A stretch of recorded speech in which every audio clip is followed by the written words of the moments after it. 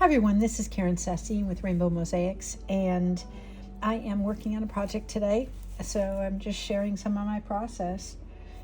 Today we're going to be talking about, it's kind of advanced color matching. What I wanted to do, I need two different colors for this piece. The first one is the frog itself, and you can see down here, this is my color palette. So I wanted to go with just a nice sage green. And what I ended up with, it took me 3 tries. And this is the color that I ended up with right here. So the one on the left, I think that's going to be the prettiest. So how did I make that? That's the main question. I started with buff.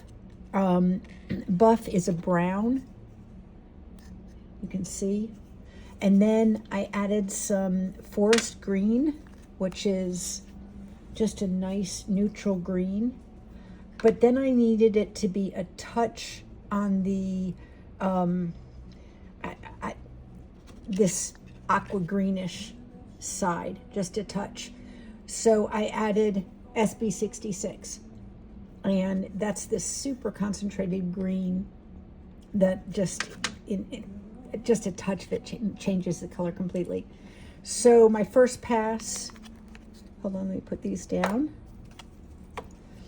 My first pass, I got this, and then I realized that had too much yellow in it basically.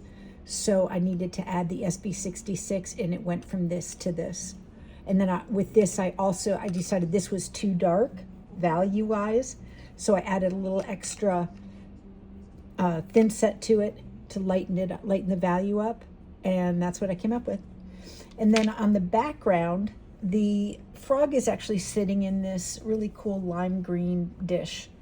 So these are the colors of my Smalty, and I wanted something that matched nicely, that didn't scream in your face too heavily. So I came up with this color, and this was my first pass, and I realized that it needed more yellow. So I actually added lemon yellow. That's a special one. I'm actually out of stock on that right now. But what I ended up with was something really pretty, I thought. And what I'll do is I'll mix up a bag of it.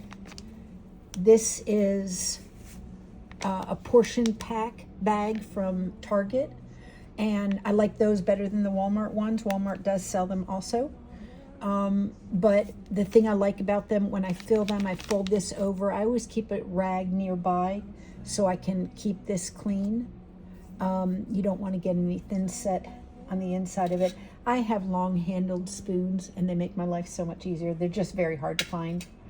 So I put my colorant in here, or excuse me, my Thinset or grout in here. This is actually Thinset. And then I'll start adding the colorant to this, and I'll add it slowly, and I'll keep testing. So I have these little silicone cups, and I put the colorant in, I seal it, I shake it really well, then I knead it really well, and then after I do that, I take a little scoop out and I make a little sample, see if I like the color, and that's when I adjust. And I pretty much know what it took to make the small sample size. The sample sizes I do are this big. I mean, they're very small. And then when I actually when I pull from those to adjust, I'll use these smaller ones until I figure out the color that I need. But then once I figure it out, then I mix it in this, shake it, and then I label it, always label it. And then I'll have another bag that'll be labeled background. And that's it. Any leftovers, I've used colors to mix with other things. It's all about color theory. So I save all the little bags that I have, and I'm getting pretty good at determining how much I need for a piece. So yeah, this one doesn't take a whole lot. I'm looking forward to getting it done. Take care.